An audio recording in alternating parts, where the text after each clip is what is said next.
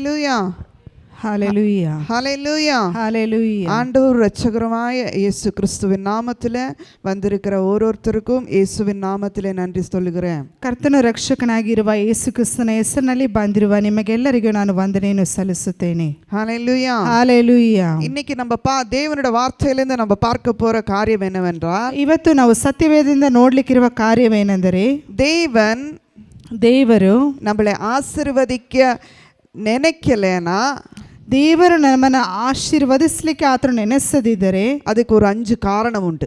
ಅದಕ್ಕೆ ಒಂದು 5 ಕಾರಣಗಳಿದೆ. ஹல்லேலூயா, ஹல்லேலூயா. இன்னைக்கு நான் 5 காரணத்தை நான் சொல்ல போகிறேன். ಇವತ್ತು ನಾನು 5 ಕಾರಣಗಳನ್ನು ನಾನು ನಿಮಗೆ ಹೇಳಲಿಕ್ಕೆ சிலர் 10 வருஷமா ஆலயத்துக்கு போயிருக்கலாம். ಕೆಲವರು 10 ವರ್ಷದಿಂದ ಆಲಯಕ್ಕೆ ಹೋಗಿರಬಹುದು. அவர் சம்பாதித்தது எல்லாம் காணிக்கையா கொடுத்திருக்கலாம். ಅವರು ಸಂಪಾದನೆ ಮಾಡಿದ ಎಲ್ಲವನ್ನು ಕಾಣಿಕೆಯಾಗಿ ಕೊಟ್ಟಿರಬಹುದು. ஆனாலும் வாழ்க்கையில ஜெபித்த ஜெபங்கள் கேட்கப்படாத இருக்கிறதுக்கு காரணங்கள் உண்டு.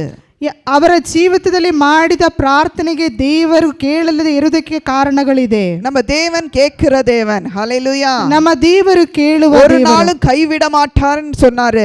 ಆತನು ಒಂದು ದಿನವೂ ಕೈ ಬಿಡುವುದಿಲ್ಲ ಎಂಬುದಾಗಿ ಹೇಳಿದ. ஆண்டவர் நம்மளை பார்க்கிற தேவன்.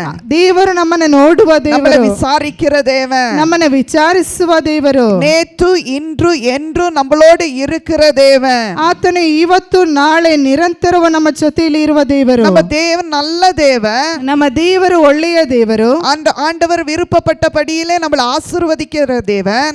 ಆತನ ಇಷ್ಟಪಟ್ಟ ರೀತಿಯಲ್ಲೇ ನಮ್ಮನ್ನು ಆಶೀರ್ವದಿಸುವ ದೇವರು. ஆனாலும் இன்னும் ஆசீர்வாதம் பெற்றுக்கொள்ளல. ಆದರೂ ಇನ್ನೂ ಆಶೀರ್ವಾದವನ್ನು ಪಡೆದುಕೊಳ್ಳಲಿಲ್ಲ. ஹல்லேலூயா, ஹல்லேலூயா. மத்தாயியின் சுவார்ತೆ, ಮತ್ತಾಯನ ಬರೆದ ಸುವಾರ್ತೆ 7ஆம் அதிகாரம் 11வது வசனம். 7ನೇ ಅಧ್ಯಾಯ 11ನೇ ವಾಕ್ಯ. எடுத்தவங்க கூட சீக்கிரம் படிச்சு எனக்கு கொஞ்சம். மத்தாயி 7:11.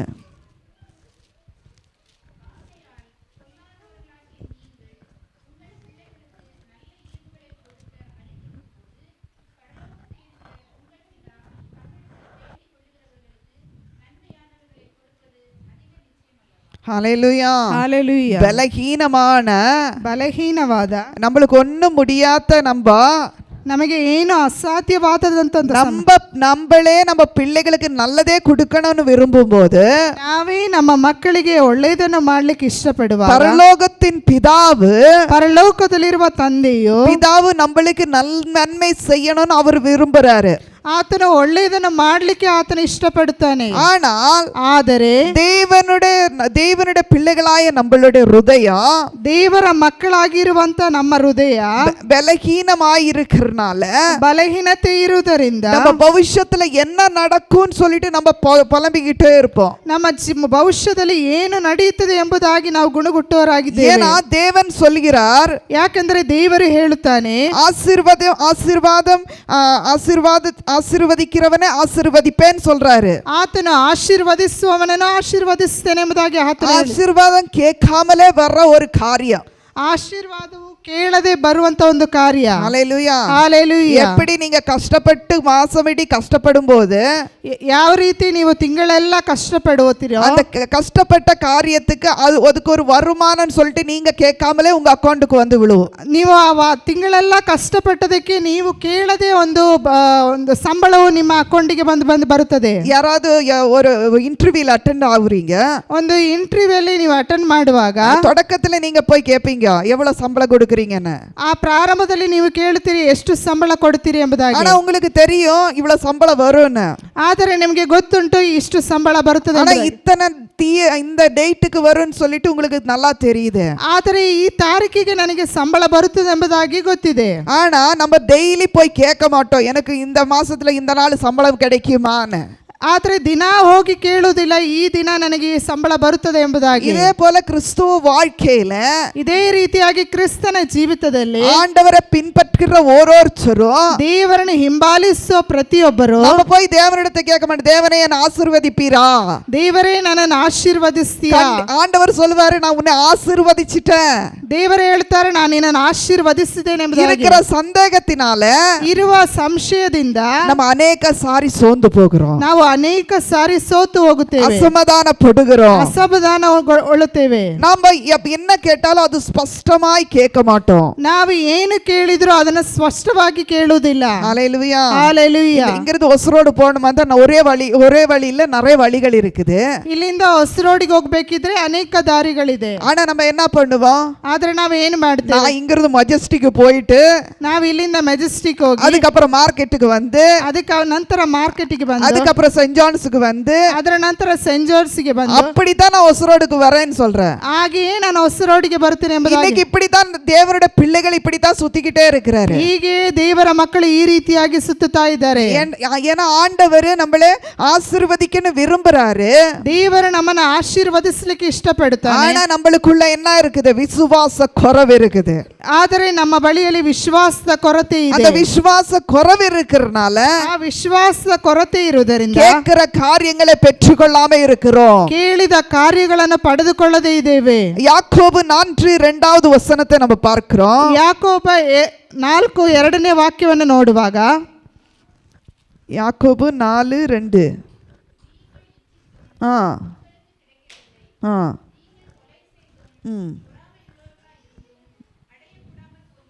ஹalleluya.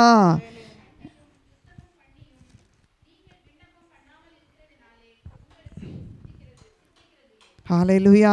ஒரு சின்ன காரியத்தை நான் சொல்றேன் அந்த வார்த்தையில. ಒಂದು ಚಿಕ್ಕ ಕಾರ್ಯವನ್ನು ನಾನು சரியாத காரியத்துல கேட்காம இருக்கறனால தான் பெற்றுக்கொள்ளாம இருக்கீங்க. ನೀವು ಸರಿಯಾದ ಕಾರ್ಯಗಳನ್ನು ಸರಿಯಾದ ರೀತಿಯಲ್ಲಿ ಕೇಳಿಕೊಳ್ಳದೆ ಇರುವುದಕ್ಕಿಂತ ಪಡೆದುಕೊಳ್ಳಿಕ್ಕೆ ಅಸಾಧ್ಯವಾಗಿದೆ. ஹalleluya. ஹalleluya. ஏனா ಯಾಕೆಂದರೆ தேவனுடைய சமூகத்துல ದೇವರ ಸಮ್ಮುಖದಲ್ಲಿ கேட்கும்போது ಕೇಳುವಾಗ கேட்கறது முன்பாக ಕೇಳುವುದಕ್ಕಿಂತ ಮುಂಚಿತವಾಗಿ அது கேட்கறதுக்கு நான் தகுதியான நம்ம ஆராய்ந்து பார்க்கணும். ಅದನ್ನು ಕೇಳುವುದಕ್ಕೆ ನನಗೆ ಅರ್ಹತೆ ಇದೆಯಾ ಎಂಬುದಾಗಿ ನಮ್ಮನ್ನೇ ನಾವು அந்த ಪರಿಶೀಲಿಸಿ ஒரு ஆசீர்வாதம் எனக்குள்ள வந்தா அது என்னால நான் அதை பொறுப்பெடுத்து நடத்த முடியுமா யோசிக்கணும். ಆ ಆಶೀರ್ವಾದವು ನನ್ನೊಳಗೆ ಬಂದರೆ ಅದನ್ನು ನಾನು ಮುನ್ನಡೆಸಲಿಕ್ಕೆ ಸಾಧ್ಯವಿದೆ ಎಂಬುದಾಗಿ ಯೋಚಿಸಬೇಕು. ஹalleluya. ஹalleluya. இது வேதத்தின் அடிப்படையில் ஒரு உதாரணத்தை சொல்றேன். ಸತ್ಯವೇದದ ಆಧಾರದ ಮೇಲೆಗೆ ಒಂದು ಉದಾಹರಣೆಯನ್ನು 1 ರಾಜಾக்கள் 3ஆம் அதிகாரம் 3ನೇ ಅಧ್ಯಾಯ 5லிருந்து 14 வரைக்கும் நீங்க வீட்டுல போய் படிங்க. 5ರಿಂದ 14 ವಾಕ್ಯಗಳನ್ನು ಮನೆಗೆ ಹೋಗಿ ಓದಿರಿ. நம்ம கேட்கிற அங்க வந்து ಸೊಲೊಮೋನ್ ஞானத்தை கேட்டா ಅಲ್ಲಿ ಸೊಲೊಮೋನನು ಜ್ಞಾನವನ್ನು ಕೇಳಿದನು, ஆண்டவர் சம்பத்தையும் கொடுத்தார். ದೇವರು ಸಂಪತ್ತನ್ನು ಕೊಟ್ಟಿದನು. ஹalleluya. ஹalleluya. ஆண்டவர் கிட்ட நம்ம ஒன்னு உறுதியா கேட்டா போதும். ದೇವರಲ್ಲಿ ಒಂದನ್ನು ನಿಜವುಳ್ಳವರಾಗಿ ಕೇಳಿದರೆ ஆண்டவர் 2 கூட்டி கொடுக்கிறது. ಆತನು ಎರಡನ್ನು ಕೂಡಿಸಿ ಕೊಡುವಂತನು. அதுதான் கேட்கும்போது கிடைக்கும், ಕೇಳುವಾಗ ಸಿಗುತ್ತದೆ. ஹalleluya. ஹalleluya. இதுவரைக்கும் நம்ம கேட்காம கேட்கறதுக்கு தயங்கனா, ಇದುವರೆಗೆ ನಾವು ಕೇಳುವುದಕ್ಕೆ ನಾಚಿಕೆ ಪಡುವುದಾದರೆ, நான் சொல்றேன் காரு பஸ் இதெல்லாம் கேட்டனா ஆண்டவர் கண்டிப்பா கொடுப்பாரு. ஆனா இப்ப கொடுக்க மாட்டாரு.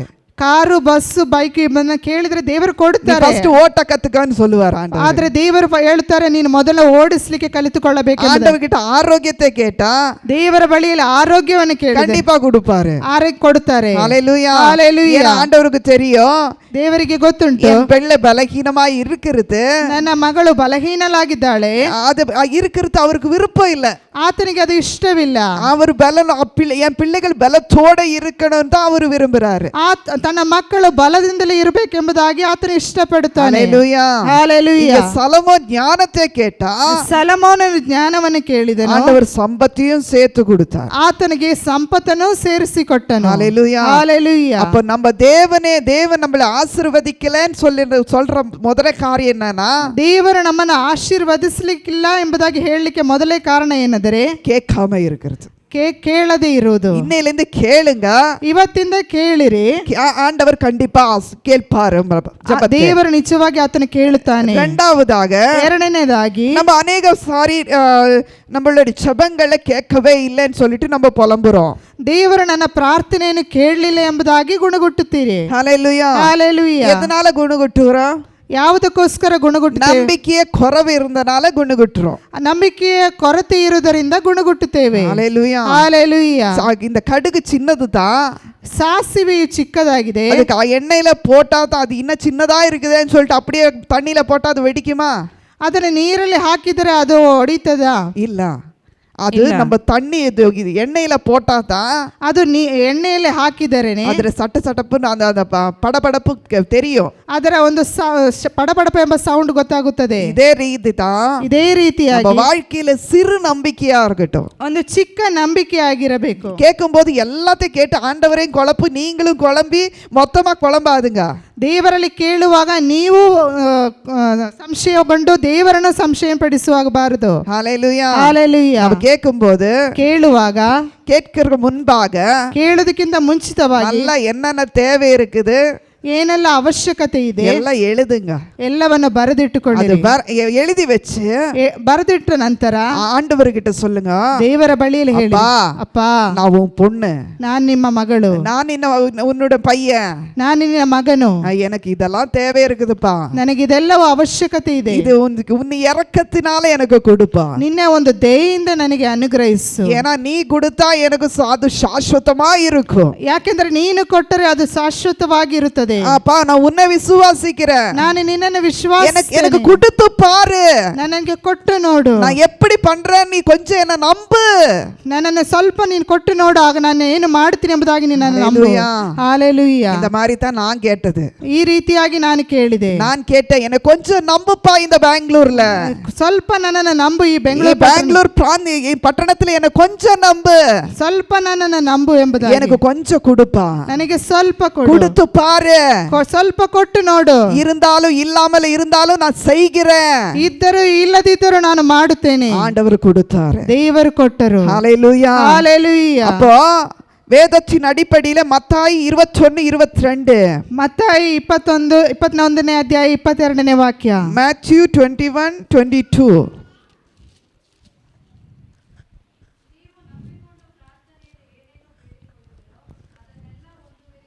ஹalleluya. விசுவாசித்து ஜெபித்தால் என்னென்ன கேட்கிறேனோ அந்த காரியங்கள் பெற்றுக்கொள்வீரே. ವಿಶ್ವಾಸದಿಂದ ಪ್ರಾರ್ಥಿಸಿದರೆ ನೀವು ಏನೆಲ್ಲ ಕೇಳಿಕೊಳ್ಳುತ್ತೀರೋ ಅದನ್ನು ಪಡೆದುಕೊಳ್ಳುತ್ತೀರಿ. ಮಾರ್ಕ್ 24 ಮಾರ್ಕನ ಸುವಾರ್ತೆ 9ನೇ ಅಧ್ಯಾಯ 24ನೇ ವಾಕ್ಯ,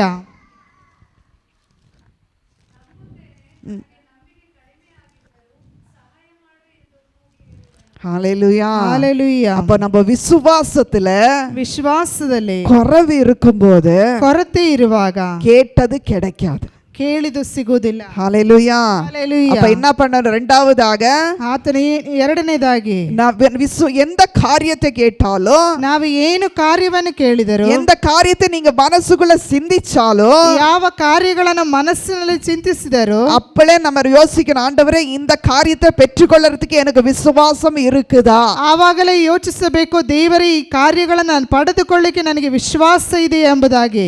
இதுக்கு ஒரு தகுந்த போல ஒரு ஸ்டோரியை சொல்றேன். ಇದಕ್ಕೆ ತಕ್ಕ ಹಾಗೆ ಒಂದು ಕಥೆಯನ್ನು ನಿಮಗೆ ಮತ್ತಾಯನ ಸುವಾರ್ತೆ 14ನೇ ಅಧಿಕಾರ 28ರಿಂದ 31 ವಾಕ್ಯಗಳು. ಮತ್ತಾಯನ 14ನೇ ಅಧ್ಯಾಯ 28ರಿಂದ 31ನೇ ವಾಕ್ಯಗಳು. அங்க வந்து பேதுரு தண்ணீர் மேல நடக்கிறாரு. ಅಲ್ಲಿ ಪೇತ್ರನು ನೀರಿನ ಮೇಲೆ ನಡೆಯುತ್ತಾನೆ. பேதுரு வந்து இயேசுவினோட இருந்த ಅನುಭವಪಟ್ಟ ஒரு ಶಿಷ್ಯன். ಪೇತ್ರನು ಯೇಸುವಿನ ಜೊತೆ ಇದ್ದು ಅನುಭವ ಹೊಂದಿರೋ ಒಂದು ಶಿಷ್ಯನು. அவனுக்கு ஒரு ஆசை, ಅವನಿಗೆ ಒಂದು ಆಸೆ, ஏசப்பா நான் இந்த தண்ணில நீங்க நடக்கிற போல நான் நடக்க முடியுமா, ನೀನು ನಡೆಯುವ ರೀತಿಯಲ್ಲಿ ನಾನು ನಡೆಯಬೇಕಪ್ಪ. ஹalleluya ஹalleluya. ஆனா அவனுக்குள்ள என்ன இருந்துச்சு, ಆತನ ಜೊತೆಯಲ್ಲಿ ಏನಿತ್ತು, அவ தண்ணீர் மேல ஏறும்போது அவ முழுகல, ಆತನ ನೀರಿನ ಮೇಲೆ ಹತ್ತುವಾಗ ಆತನ ಮುಳುಗಲಿಲ್ಲ, தண்ணீர்ல ஏறி ನೀರಿನ ಮೇಲೆ ನಿಂತು ஏசப்பாவை பார்க்கும்போது ಉಳುವல, ಯೇಸುವನ್ನು ನೋಡುವಾಗ ಆತನ ಬೀಳಲಿಲ್ಲ. ಅಯ್ಯೋ ನಾನು ತಣ್ಣೀರ್ ಮೇಲೆ ನಿನ್ನಿಟ್ಟೇನೆ அப்படின்னு யோசிக்கும்போது தான் விழுந்துட்டான். ಆತನ ನೀರಿನ ಮೇಲೆ ನಿಂತು ನಾನು ನೀರಿನ ಮೇಲೆ ನಿಂತಿದ್ದೇನೆ ಎಂಬುದಾಗಿ ಯೋಚಿಸುವಾಗ ಆತನ ಮುಳುಗಿದನು. இன்னைக்கு நிறைய பேர் ಚರ್ಚுக்கு நம்ம போகிறோம், ಇವತ್ತು ಅನೇಕರು ಸಭೆಗೆ ಹೋಗುತ್ತೇವೆ, வார்த்தையை படிக்கிறோம், ಸತ್ಯವೇದವನ್ನು ಓದುತ್ತೇವೆ, என் வீட்டிலும் பைபிள் இருக்குது, ನನ್ನ ಮನೆಯಲ್ಲಿಯೂ ಸತ್ಯವೇದವಿದೆ, பாரம்பரிய கிறிஸ்து, ನಾನು ಪಾರಂಪರ್ಯ ಕ್ರೈಸ್ತನು, எனக்கு எந்த ஒரு சேதமும் அடையாது, ನನಗೆ ಯಾವ ಕೊರತೆ ಇರುವುದಿಲ್ಲ அப்படின்னு யோசிச்சு ಆ ರೀತಿ ಯೋಚಿಸಿ எல்லாத்தையும் ஒதுக்கி வச்சுட்டு ಎಲ್ಲವನ್ನು ಒಂದು ಬದಿಗೆ ಇಟ್ಟುಕೊಂಡು நின்று கீழே பார்க்கும்போது தான் ಉಳುவோம். ನಿಂತುಕೊಂಡು ಕೆಳಗಡೆ ನೋಡುವಾಗಲೇ ಬೀಳುತ್ತೇವೆ. ಅದು ನಿಕ್ಕುம்போது ಆ ನಿಲ್ಲುವಾಗ கிறிஸ்துவின் மேல சரியாய் நின்று இருக்கிறேனோ ಕ್ರೈಸ್ತನ ಜೀವಿತದಲ್ಲಿ ಸರಿಯಾಗಿ ನಿಂತುಕೊಂಡಿದ್ದೇವಾ? அந்த விசுவாசத்துல நின்று இருக்கேனா? ಆ ವಿಶ್ವಾಸದಲ್ಲಿ ನಿಂತುಕೊಂಡಿರುವುದಾದ್ರೆ அப்படி நம்ம யோசிக்கணும். ಆ ರೀತಿ ಯೋಚಿಸಬೇಕು. அதுக்கு தான் நம்பிக்கை குறைவா இருந்தா, ಅದು ನಂಬಿಕೆ ಕೊರತೆ ಇದ್ದರೆ பெற்றுக்கொள்ளுகிற காரியத்திலே நம்ம தோற்று போகிறோம். ಪಡೆದುಕೊಳ್ಳುವ ಕಾರ್ಯದಲ್ಲಿ ಸೋಲುವಿಕೆ ಉಂಟಾಗುತ್ತದೆ. அப்ப நம்மளுக்கு தப்பாத எண்ணங்கள் நம்மளுக்குள்ள கடந்து வரும். ಆವಾಗ ನಮ್ಮ ಆಲೋಚನೆಯಲ್ಲಿ ತಪ್ಪಾದ ಆಲೋಚನೆಗಳು ಬರುತ್ತದೆ. ஹalleluya. ಹಾಲೆಲೂಯಾ. ಮೊದಲನೇದಾಗಿ ஜெபத்தை விட்டு விடாதீங்க. ಪ್ರಾರ್ಥನೆಯನ್ನು ಬಿಟ್ಟು ಬಿಡಬೇಡಿರಿ. கேட்கிற காரியங்களை பெற்றுக்கொள்ள அந்த விசுவாசத்தை உறுதிப்படுத்துங்க. ಕೇಳುವ ಕಾರ್ಯಗಳನ್ನು ಪಡೆದುಕೊಳ್ಳುತ್ತೇವೆ ಎಂಬ ವಿಶ್ವಾಸದಲ್ಲಿ ನಿಜವುಳ್ಳವರಾಗಿರಿ. ஹalleluya. ಹಾಲೆಲೂಯಾ. ಮೂರನೇದಾಗಿ யாக்கோபு 4ஆம் அதிகாரம் 3ஆம் வசனம். ಯಾಕೋಬನ ಸುವಾರ್ತೆ 4ನೇ ಅಧ್ಯಾಯ 3ನೇ ವಾಕ್ಯ. நம்ம எப்பொழுதும் தேவனை துதிக்கும்போது, ನಾವು ಯಾವಾಗಲೂ ದೇವರನ್ನು ಸ್ತುತಿಸುವಾಗ தேவன் நம்மளுக்கு உத்தரத்தை கொடுப்பா. ದೇವರು ನಮಗೆ ಉತ್ತರವನ್ನು ಕೊಡುತ್ತಾನೆ. நம்மளுக்கு என்ன தெரியுமா? பெருமை, ನಮಗೆ ಹೆಮ್ಮೆ. தேவனா கேட்டா கொடுத்துருவாரு. ದೇವರು ನಾನು ಕೇಳಿದ್ರೆ என்ன ಕೊಡುತ್ತಾನೆ. தவறு செஞ்சாலும், ಎಷ್ಟು ತಪ್ಪುಗಳನ್ನು ಮಾಡಿದರು என்ன மன்னிச்சிடுவாரு. ಆತ ನನ್ನನ್ನು ಕ್ಷಮಿಸುತ್ತಾನೆ. ஆண்டவர் மன்னிக்கிற தேவன் தான். ದೇವರು ಕ್ಷಮಿಸುವ ದೇವರೇ. தேவன் தேசிக்கிற தேவன் தான். ದೇವರು ಪ್ರೀತಿಸುವ ದೇವರೇ. ಆದರೆ தேவன் கோபிக்கிற தேவன். ಆತನ ಕೋಪವುಳ್ಳ ದೇವರು. ஆத்தன அக்னி எழும்புற தேவன். ಆತನ ಅಗ್ನಿಯನ್ನು ಸುರಿಸುವಂತ ದೇವರು. பாருங்க, ನೋಡಿರಿ, ஒரு சின்ன ஒரு ಕಷ್ಟಪಟ್ಟು ஒரு எறும்பு வந்து ஒரு கூடை கட்டுறார். ಒಂದು ಕಷ್ಟಪಟ್ಟು ಇರುವೆ ಬಂದು ಒಂದು ಗೂಡನ್ನು ಕಟ್ಟುತ್ತದೆ. அது கட்டி பாவம் கட்டி இருக்குது. ಅದು ಕಟ್ಟಿ ನೋಡಿರ್ತದೆ. அந்த மனிதன் என்ன பண்ணுவா?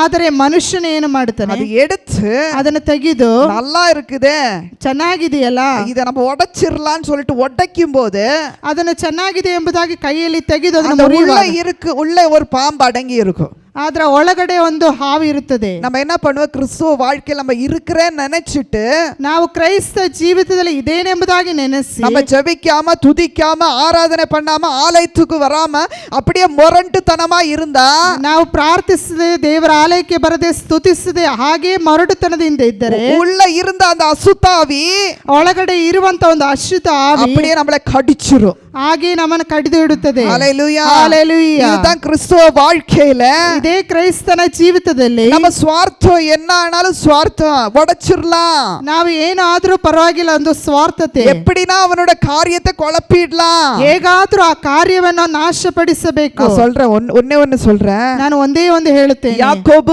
4ஆம் அதிகாரம் 3ஆம் வசனம். ಯಾಕೋಬನ 4ನೇ ಅಧ್ಯಾಯ 3ನೇ ವಾಕ್ಯ.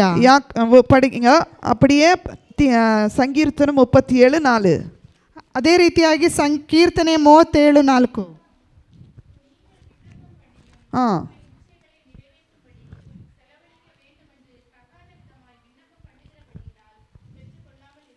ஹalleluya.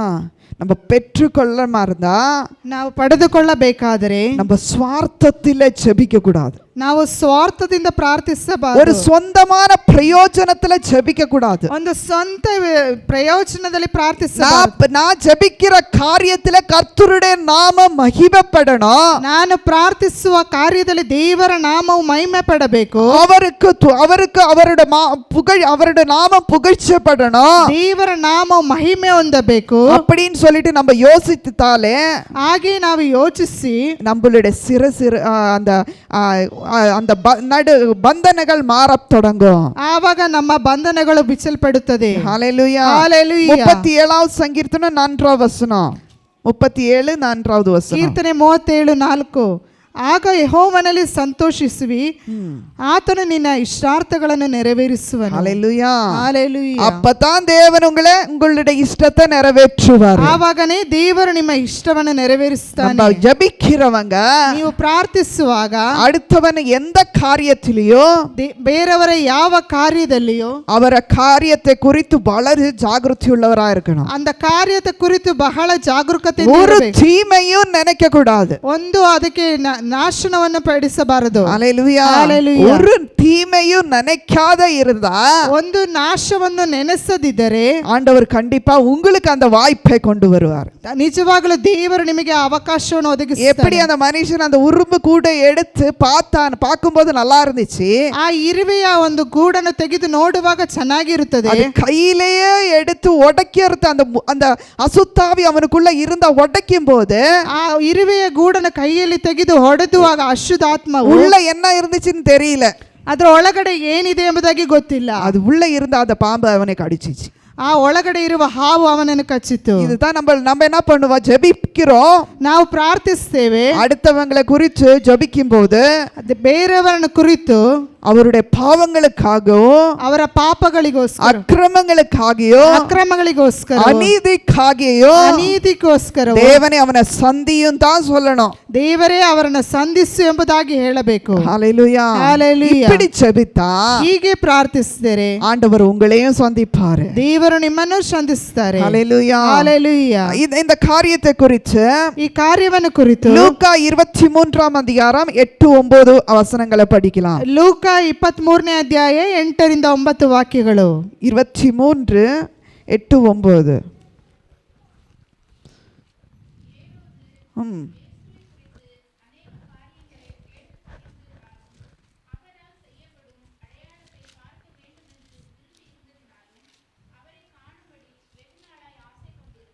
ஹalleluya.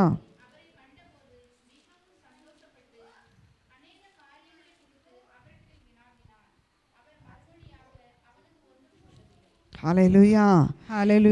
நம்ம நினைக்கிறோம், நம்ம சிந்தையில நம்ம நினைக்கிறோம், அந்த ஏரோது இயேசுவை பார்த்தம்போது ஏரோதனை இயேசுವನ್ನು ನೋಡಿದಾಗ அவர் செய்த அற்புதங்களை நினைச்சு அவர் ನಿರೀಕ್ಷೆயோட காத்திருந்தான். ಆತನು ಮಾಡಿದ ಅದ್ಭುತಗಳನ್ನು ನಿರೀಕ್ಷೆಯೊಂದಿಗೆ ಆತನು ಕಾದುಕೊಂಡಿದ್ದ. அவனுடைய உத்தேசம் எல்லாம், ಆತನ ಉದ್ದೇಶವೆಲ್ಲವೂ குதூகலமா இருந்துச்சு, பார்க்கணும்னு சொல்லிட்டு அவனுக்குள்ள ஒரு எண்ணம் இருந்துச்சு. ಆತನಿಗೆ ನೋಡಬೇಕೆಂಬ ಒಂದು ಆಸಕ್ತಿ, அவனுக்குள்ள ಸ್ವಾರ್ಥತೆ இருக்கல, ಆತನಲ್ಲಿ ಒಂದು ಸ್ವಾರ್ಥತೆ ಇರಲಿಲ್ಲ. ஆனா அவன் ಸ್ವಾರ್ಥமா இருந்திருந்தா அவனோட ஜெபத்தை ஆண்டவர் கேட்டிருக்காது. ಒಂದು ಸ್ವಾರ್ಥತೆಯು ಆತನಲ್ಲಿ ಇದ್ದರೆ ಆತನ ಪ್ರಾರ್ಥನೆಯನ್ನು ಅವರು ಕೇಳುತ್ತಿರಲಿಲ್ಲ. ஹalleluya. ஹalleluya. அப்ப ஜெபிக்கும்போது ಪ್ರಾರ್ಥಿಸುವಾಗ மூன்றாவது காரியம், ಮೂರನೇ ಕಾರ್ಯ, ಸ್ವಾರ್ಥಕ್ಕಾக ஜெபிக்காதீங்க. ಸ್ವಾರ್ಥಕ್ಕೋಸ್ಕರ ಪ್ರಾರ್ಥಿಸಬಾರದು. ಸ್ವಾರ್ಥத்தில கேட்டா, ಆ ಒಂದು ಸ್ವಾರ್ಥತೆಯಲ್ಲಿ ಕೇಳಿದರೆ உங்க வாழ்க்கையில என்ன கேட்டாலும் கிடைக்காது. ನಿಮಗೆ ಜೀವಿತದಲ್ಲಿ ಏನು ಕೇಳಿದರೂ ಸಿಗುವುದಿಲ್ಲ. ஹalleluya. ஹalleluya. நான் பெற்றுக்கொள்றதுனால,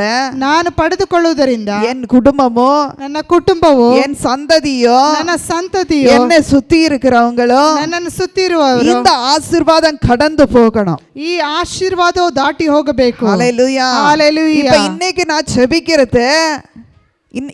நான் ஜெபிக்கிறது ಇವತ್ತು ನಾನು ಪ್ರಾರ್ಥಿಸುವುದನ್ನ நாளைக்கு என் பிள்ளைகள் ஜெபிப்பாரு, ನಾಳೆ ನನ್ನ ಮಕ್ಕಳು அது ಪ್ರಾರ್ಥಿಸುತ್ತಾರೆ, பிள்ளைகள் ஜெபிப்பாரு, ಅವರ ಮಕ್ಕಳು ಪ್ರಾರ್ಥಿಸುತ್ತಾರೆ, அவர் துதிப்பாருன்னு சொல்லிட்டு ಅವರು ಸ್ತುತಿಸುತ್ತಾರೆ ಎಂಬುದಾಗಿ அந்த எண்ணம் நம்மளுக்குள்ள வரணும். ಆ ಒಂದು ನೆನಪು ನಮ್ಮೊಳಗೆ ಬರಬೇಕು. அப்ப நம்ம செய்கிற காரியங்கள் சிறிதா இருந்தாலும், ನಾವು ಮಾಡುವ ಕಾರ್ಯಗಳು ಚಿಕ್ಕದಾಗಿದ್ದರೂ ஆண்டவரை அந்த காரியத்தின் மேலே, ಆ ಕಾರ್ಯದ ಮೇಲೆ ಬಹಳ ಶಾರ್ಪಾ ದೇವರ ಸಮ್ಮುಖದಲ್ಲಿ ನಿಂತುಕೊಳ್ಳணும். ದೇವರ ಸಮ್ಮುಖದಲ್ಲಿ ಬಹಳ ಜ್ಞಾನವುಳ್ಳವರಾಗಿ ನಿಂತುಕೊಳ್ಳಬೇಕು. ஹalleluya. ஹalleluya. ನಾಲ್ಕನೇದಾಗಿ லூக்கா 9வது அதிகாரம் 23வது வசனத்தை பார்க்கலாம். ಲೂಕ 9ನೇ ಅಧ್ಯಾಯ 23ನೇ ವಾಕ್ಯ. ஹalleluya. இங்க வந்துட்டு ಇಲ್ಲಿ ಬಂದು நம்மளுடைய வாழ்க்கையில நிறைய பிரச்சனைகள் இருக்கும். ನಮ್ಮ ಜೀವಿತದಲ್ಲಿ ಅನೇಕ ಸಮಸ್ಯೆಗಳಿರುತ್ತದೆ. இந்த பிரச்சனை நடுவுல தேவனை எப்படி நான் சந்தோஷப்படுத்துறது? ಈ ಸಮಸ್ಯೆಗಳ ಮಧ್ಯದಲ್ಲಿ ನಾನು ದೇವರನ್ನು ಹೇಗೆ ಸಂತೋಷಪಡಿಸಲಿ? நம்ம கிறிஸ்மஸ் தாத்தா போல நம்ம வருஷத்துக்கு ஒரு வாட்டி போற அப்படியா சந்தோஷம் கொடுக்கறது? ಕ್ರಿಸ್ಮಸ್ ತಾತನ ಹಾಗೆ ವರ್ಷದಲ್ಲಿ ಒಂದು ದಿನ ಬಂದು ಸಂತೋಷಪಡಿಸು ಹಾಗೇನಾ? ஹalleluya. ஹalleluya. அப்படி இல்ல பிரியரே, ಹಾಗೆ ಅಲ್ಲ ಪ್ರಿಯರೇ. நம்மளோட வாழ்க்கையில இயேசுவை சந்தோஷப்படுத்தணும் ஒரு கேந்திர ஒரு பொட்ட மோட்டாவே இருக்கணும். ನಾವು ಯೇಸುವನ್ನು ನಮ್ಮ ಜೀವಿತದಲ್ಲಿ ಸಂತೋಷ ಪಡಿಸಬೇಕು ಎಂಬುದ ಒಂದು ಗುರಿ ಇರಬೇಕು. ஹalleluya. ஹalleluya. நான் செய்கிற வேலையில, ನಾವು ಮಾಡುವ ಕೆಲಸದಲ್ಲಿ, நான் செய்கிற தொழில்ல, ನಾವು ಮಾಡುವ ಕಾರ್ಯದಲ್ಲಿ, நான் செய்கிற உணவில, ನಾವು ಮಾಡುವಂತ ಒಂದು ಉಪಹಾರದಲ್ಲಿ, என்ன காரியமா இருந்தாலும் ನಾವು ಮಾಡುವ ಯಾವುದೇ ಕಾರ್ಯವಾಗಿದ್ದರೂ அந்த காரியத்தின் மூலகம் ಆ ಕಾರ್ಯದ ಮೂಲಕವಾಗಿ இயேசுவின் நாமம் மகிமைப்படணும்னு சொல்லி ಯೇಸುವಿನ ನಾಮವು ಮಹಿಮೆ ಪಡಬೇಕೆಂಬುದಾಗಿ நம்மளோட வாழ்க்கையில அந்த எண்ணம் இருக்கணும். ನಮ್ಮ ಜೀವಿತದಲ್ಲಿ ಆ ಗುರಿ ಇರಬೇಕು. ஹalleluya. ஹalleluya. நீங்க வந்து ஜெபம் பண்ணா, ನೀವು ಬಂದು ಪ್ರಾರ್ಥಿಸಿದರೆ, சபையும் சபா பாலகரும் நாங்களும் வளருவேன்னு சொல்லிட்டா நீங்க ஜெபம் பண்ணா வராம இருக்கிறீங்களா? ನಾವು ಸಭಾಪಾಲಕರು ಬೆಳೀತೀರೆಂಬುದಾಗಿ ನೀವು ಪ್ರಾರ್ಥಿಸಲಿಕ್ಕೆ ಬರದೇ ಇರ್ದಿರಾ? கண்டிப்பா அந்த மாதிரி எண்ணாதுங்க. ಆ ರೀತಿ ನೆನೆಸಿಕೊಳ್ಳಬೇಡಿ. நீங்க ஜெபிக்கலனாலும் நாங்கள் ஜெபிக்கிறோம். ನೀವು ಪ್ರಾರ್ಥಿಸದಿದ್ದರೂ ನಾವು ಪ್ರಾರ್ಥಿಸ್ತೇವೆ. ஏன்னா ಯಾಕಂದರೆ ஆண்டவர் எனக்கு அவருக்கு கொடுத்த அந்த பாரம், ದೇವರು ನನಗೂ ಅವರಿಗೆ ಕೊಟ್ಟಿರುವಂತಹ ಭಾರ, ஏன்னா இந்த மரணம் எங்களை கைவிடுற வரைக்கும், ಈ ಮರಣವು ಎಂಗಳ ಕೈ ಬಿಡ್ರ ವರೆக்கும், அது வரைக்கும் நாங்கள் இதே காரியத்தை தான் தொடங்கி இருப்போம். ಇದೇ ಕಾರ್ಯದಲ್ಲಿ ನಾವು ತೊಡಗಿರುತ್ತೇವೆ. நிறைய பேர் நம்ம கூப்பிடும் போது வரேன்னு சொல்லுவாங்க, ಅನೇಕರು ನಾವು ಕರೆಯುವಾಗ ಬರ್ತೇನೆ இருக்கிறேன்னு சொல்லுவாங்க, ಬರ್ತಾನೆ ಇದೇನೆ ಎಂಬುದಾಗಿ நான் சொல்லுவேன், ನಾನು ಹೇಳ್ತೇನೆ, ஆண்டவரே ದೇವರೇ இப்படியே வந்துகிட்டே இருக்கிறேன்னு சொல்றவங்களே ಹೀಗೆ ಬರುತ್ತಿದ್ದೇನೆ ಎಂಬುದಾಗಿ ಹೇಳುವ வர வரைக்கும் நீ பாத்துக்கோ, ಬರುವವರೆಗೆ ನೋಡುಕೋ. ஹalleluya. ஹalleluya. அப்படிதான் ஜெபம் பண்ணணும். ಅದಕ್ಕೋಸ್ಕರ ಪ್ರಾರ್ಥಿಸಬೇಕು. ಗಲಾತ್ಯ 2வது அதிகாரம் 20வது வசனம். ಗಲಾತ್ಯ 2ನೇ ಅಧ್ಯಾಯ 20ನೇ ವಾಕ್ಯ. கலாத்தியா சாப்டர் 2 20. ஒரே ஒரு காரியத்தை சொல்லி நான் முடிக்கிறேன்.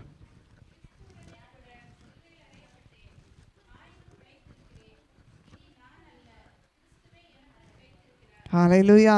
ஹalleluya.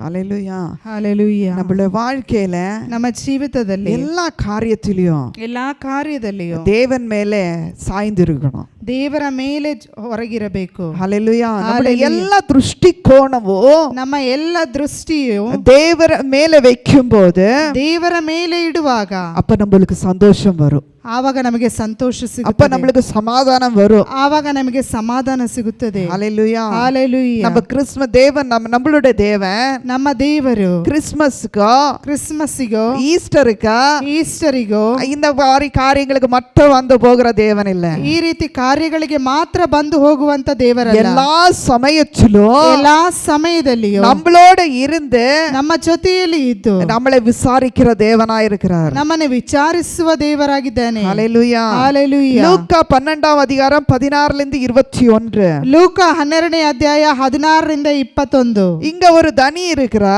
ಇಲ್ಲಿ ಒಬ್ಬ ದನಿ ಇದ್ದಾನೆ. அவன் பயங்கர பெரிய ஒரு மூர்க்கனா இருக்கிறான். ಆತನು ಒಂದು ಮೂರ್ಖನಾಗಿದ್ದಾನೆ. அவன் என்ன யோசிச்சான்னு சொல்லிட்டு 16லிருந்து கொஞ்சம் படிக்கலாம். 16லிருந்து 23.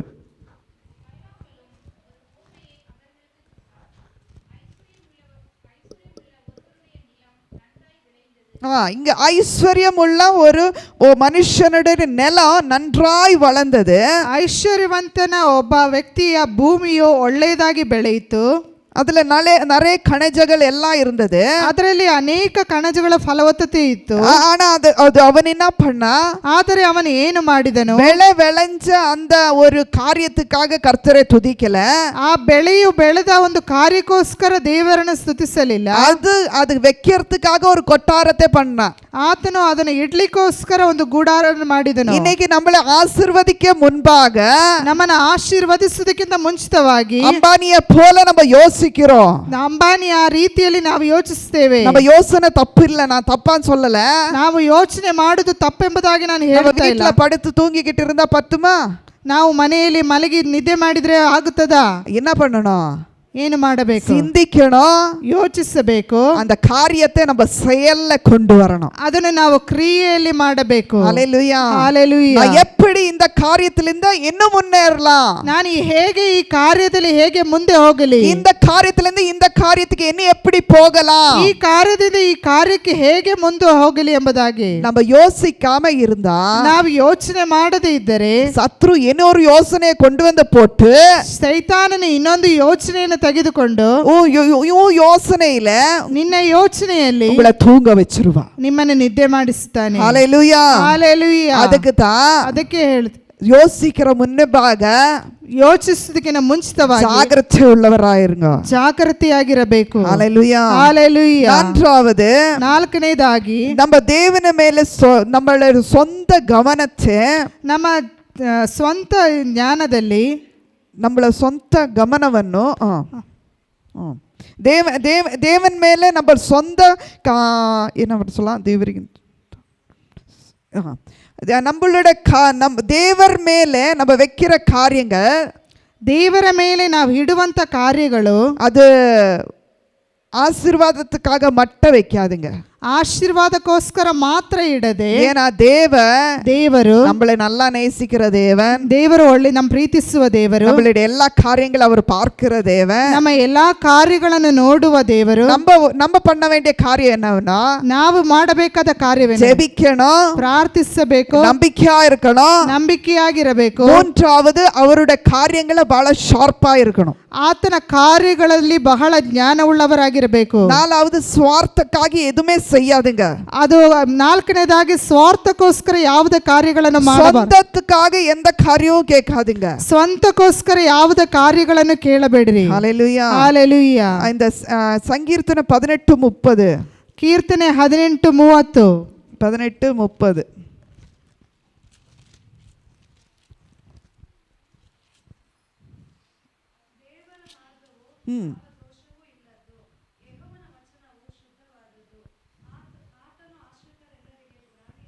ஹalleluya. ஹalleluya. பாருங்க, ನೋಡಿರಿ, இங்க வந்துட்டு ஒரு குரானின்னு சொன்னனா, ಇಲ್ಲಿ ಒಂದು ಗುರಾಣಿ ಎಂಬುದಾಗಿ ಹೇಳ್ತಾರೆ. அது யார் கையில இருக்கும்? ಅದು ಯಾರ ಕೈಯಲ್ಲಿ ಇರುತ್ತದೆ? வீட்ல விளையாடுற பிள்ளைங்க கையில இருக்கும், ಹಾಡುವಂತ ಮಕ್ಕಳ ಕೈಯಲ್ಲಿ ಇರುತ್ತದ? யார் யுத்தம் செய்கிறாங்களா, ಯಾರು ಯುದ್ಧ ಮಾಡುತ್ತಾರೋ அவருடைய கைக்கு தான் குரானியை கொடுப்பாரு. ಅವರ ಕೈಯಲ್ಲೇ ಗುರಾಣಿ ಇರುತ್ತದೆ. இன்னைக்கு நம்ம கையில, ಇವತ್ತು ನಮ್ಮ ಕೈಯಲ್ಲಿ அவருடைய வழிகளெல்லாம் தோஷமே இல்லை, ಆತನ ದಾರಿಯಲ್ಲಿ ದೋಷವೇ ಇಲ್ಲ. அவருடைய வசனங்களும் சுத்தமானது, ಆತನ ವಾಕ್ಯಗಳು ಶುದ್ಧವಾದದ್ದು. அப்ப நம்மள அவரே பற்றி கொண்டிருந்தா, ಆತನನ್ನು ಹಿಂಬಾಲಿಸ್ತಾ ಇದ್ದರೆ நம்மளுக்கு வரப்போற தீமைகள்ல இருந்து, ನಮಗೆ ಬರುವಂತ ಸಮಸ್ಯೆಗಳಿಂದ, ஆபத்திலிருந்து, ಹೋರಾಟಗಳಿಂದ தேவன் ரட்சிப்பார். ದೇವರು ರಕ್ಷಿಸುತ್ತಾನೆ. அது எந்த குரானி? ಅದು ಯಾವ ಗುರಾಣಿ? ಯೇಸು ಎಂಬ ಗುರಾಣಿ. ಯೇಸು ಎಂಬ ಗುರಾಣಿ. ಹalleluya. ಹalleluya.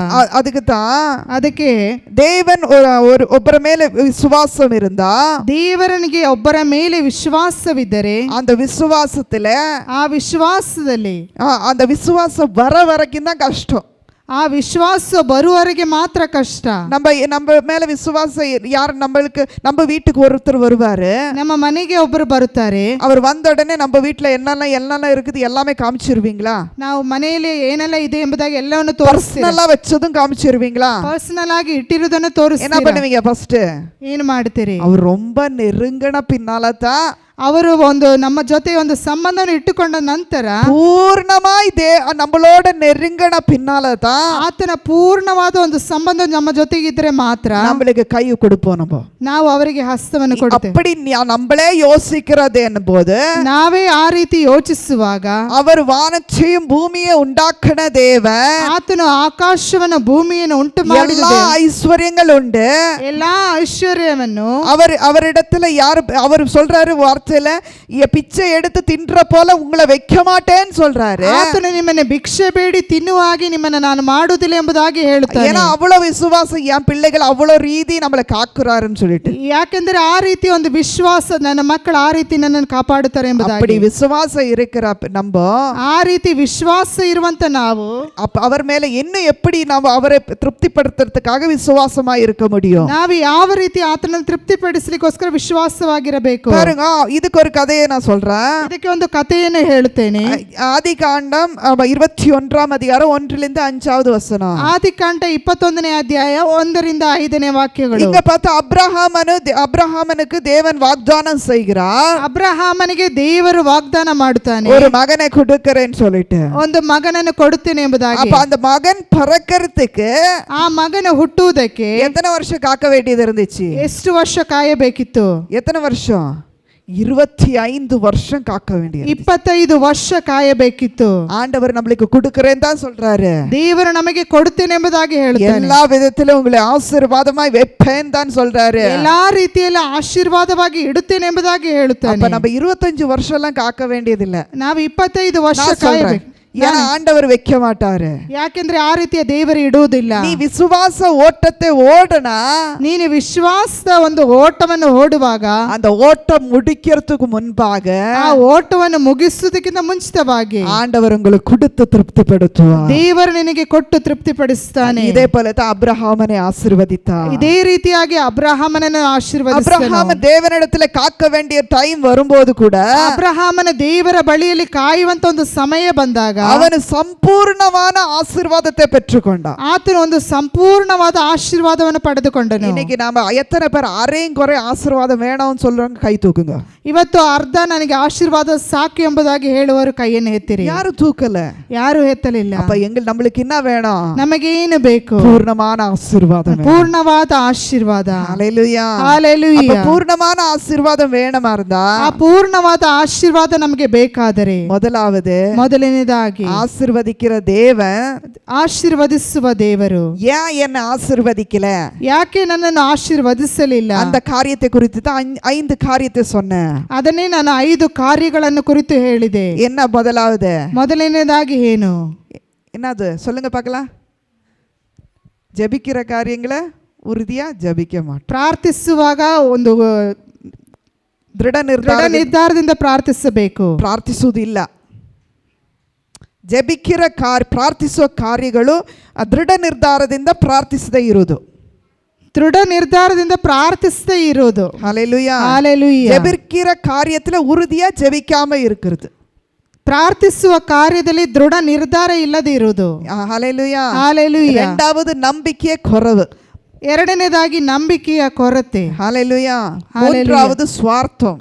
ಮೂರನೇದಾಗಿ ಸ್ವಾರ್ಥತೆ. எப்படின்னா யார கழுத்துனா அறுத்து நான் வாழ்ந்துக்கலாம்னு யோசிக்கிற அந்த யோசனை. ಹೇಗಾದ್ರೂ ಬೇರೆಯವರನ್ನ ನಾಶಪಡಿಸಿ ನಾನು ಜೀವಿಸಬೇಕೆಂಬುದಾಗಿ ಬಯಸುವುದು. ಅದು நினைக்காதீங்க. ಆ ರೀತಿ ನೆನೆಸಬೇಡಿರಿ. ಮೂರನೇದಾಗಿ ನಾವು ஏதாவது நம்ம வாழ்க்கையில பெற்றுக்கொள்ளமா இருந்தா, ನಾವು ಏನಾದರೂ ಜೀವಿತದಲ್ಲಿ ಪಡೆದುಕೊಳ್ಳಬೇಕಾದರೆ தேவனே என்னை ஆசீர்வதிக்கிற ರೀತಿ நம்மள ஆண்டவருக்குள்ள நம்மள ஒப்பு கொடுங்க. ದೇವರನ್ನು ಆಶೀರ್ವದಿಸುವ ರೀತಿಯಲ್ಲಿ ನಮ್ಮನ್ನು ನಾವು ಒಪ್ಪಿಸಿಕೊಡಬೇಕು. ನಾಲ್ಕನೇದಾಗಿ நம்மளுடைய பிரச்சனைகளை பார்த்து ನಮ್ಮ ಸಮಸ್ಯೆಗಳನ್ನು ನೋಡಿ ஜெபிக்காம இருக்காதீங்க. ಪ್ರಾರ್ಥಿಸದೆ ಇರಬೇಡಿರಿ. தேவனை ದೃಷ್ಟಿಕೋನத்துல வைத்து ದೇವರನ್ನು ದೃಷ್ಟಿಸಿ அவரே நம்ம எப்போது அவர் இருக்கிற தேவன் என்று புரிந்து கொள்ளுங்க. ದೇವರು ನನ್ನ ಜೊತೆಯಲ್ಲಿ ಆತನು ಇರುತ್ತಾನೆ ಎಂಬುದಾಗಿ ಅರ್ಥ ಮಾಡಿಕೊಳ್ಳಿರಿ. தேவனுக்கிಂತ நம்மளுடைய கவனத்தை வேற எந்த காரியத்திலும் செலுத்தாதீங்க. ದೇವರಿಗಿಂತ ಬೇರೆ ಕಾರ್ಯದಲ್ಲಿ ಗಮನವನ್ನು ಸರಿಸಬೇಡಿರಿ. ஹல்லேலூயா. ஹல்லேலூயா. இப்படி செஞ்சுக்கிட்டு இருந்தா, ಹೀಗೆ ಮಾಡ್ತಾ ಇದ್ದರೆ நீங்க தோற்று போவீங்க. ಸೋತು ಹೋಗುತ್ತೀರಿ. அப்ப என்ன பண்ணணும்? ಏನು ಮಾಡಬೇಕು? ஜெபிக்கணும், ಪ್ರಾರ್ಥಿಸಬೇಕು. ஆண்டவருடைய சமூகத்துல, ದೇವರ ಸಮ್ಮುಖದಲ್ಲಿ ಸ್ವಾರ್ಥ ಇಲ್ಲ, ಸ್ವಾರ್ಥತೆ ಅಲ್ಲ, ಉறுதியா ஜெபிக்கணும், ಉறுதிಯಾಗಿ ಪ್ರಾರ್ಥಿಸಬೇಕು. ஹல்லேலூயா. ஹல்லேலூயா. நம்மளுடைய சொந்த காரியங்களுக்காக, ನಮ್ಮ ಸ್ವಂತ ಕಾರ್ಯಗಳಿಗೋಸ್ಕರ ஜெபிக்கிறதுக்கு இன்னும் ಪ್ರಾರ್ಥಿಸೋದಕ್ಕಿಂತ வேற காரியங்களுக்காக ஜெபிங்க. ಬೇರೆ ಕಾರ್ಯಗಳಿಗೋಸ್ಕರ ಪ್ರಾರ್ಥಿಸಿರಿ. நான் அப்படிதான் பண்ணுவேன். ನಾನು ಹಾಗೆ ಮಾಡುತ್ತೇನೆ. என் பிள்ளைக்கு புத்தி இல்லாத, என் பிள்ளை கேட்காம இருக்கும்போது, ನನ್ನ ಮಗನು ಕೇಳದೆ ಇರುವಾಗ நான் சொல்லுவேன், 1 வாட்டி 2 வாட்டி சொல்லுவேன். ನಾನು 1 ಸಲ 2 ಸಲ ಹೇಳುತ್ತೇನೆ. நான் அப்புறம் கூப்பிட்டுட்டு சொல்லுவேன், ನಾನು ಆಮೇಲೆ ಕರೆದು ಹೇಳುತ್ತೇನೆ, பாருப்பா, ನೋಡುಪಾ, நீ கேட்காம இருந்திருக்கிற, ನೀನು ಕೇಳದೆ ಇದ್ದಿ, பாரு இந்த பையன் கேட்டுட்டு எப்படி ஆயிருக்கிறான், ಆ ಮಗನು ಕೇಳಿದಾನೆ ಹೇಗೆ ಆಗಿದ್ದಾನೆ. ஹல்லேலூயா. ஹல்லேலೂயா. நம்ம வாழ்க்கையில இயேசு தான் உதாரணம். ನಮ್ಮ ಜೀವಿತದಲ್ಲಿ ಯೇಸುವೇ ಉದಾಹರಣೆ. எல்லா காரியத்திலும் அவர் ஜெயித்து காமிச்சாரு. ಆತನು ಎಲ್ಲಾ ಕಾರ್ಯಗಳಲ್ಲಿ ಜಯ ಹೊಂದಿದನು. அந்த ஜெயத்தை எடுத்த தேவன் நம்மளோட வாழ்க்கையில, ಆ ಜಯವನ್ನು ಹೊಂದಿರುವಂತ ದೇವರು ನಮ್ಮ ಜೀವಿತದಲ್ಲಿ, நம்ம வாழ்க்கையில அந்த ஜெயத்தை கொடுக்கிறதுக்கு எவ்வளவு நேரம் வேணும்? ಆ ಜಯವನ್ನು ನಮ್ಮ ಜೀವಿತದಲ್ಲಿ ಕೊಡ್ಲಿಕ್ಕೆ ಎಷ್ಟು ಸಮಯ ಬೇಕು? அது நம்ம தான் முடிவு பண்ணணும். ಅದನ್ನು ನಾವೇ ತೀರ್ಮಾನ ಮಾಡಬೇಕು. ஜெயம் வேணுமா? ಜಯ ಬೇಕಾದರೆ நம்ம என்ன பண்ணணும்? முடிவு பண்ணணும். ஹalleluya. ನಾವು ನಿರ್ಧಾರ ಮಾಡಿಕೊಳ್ಳಬೇಕು. எத்தனை பேருக்கு ஆசீர்வாதமா இருந்துச்சு? ಎಷ್ಟು ಜನರಿಗೆ ಆಶೀರ್ವಾದವಾಗಿತ್ತು. அப்ப நாளை எல்லா அடுத்த எல்லா ஜெபத்துக்கு வருவீங்க. ಆವಾಗ ಎಲ್ಲಾ ಪ್ರಾರ್ಥನೆಯಲ್ಲಿ ನೀವು ಬರುತ್ತೀರಿ.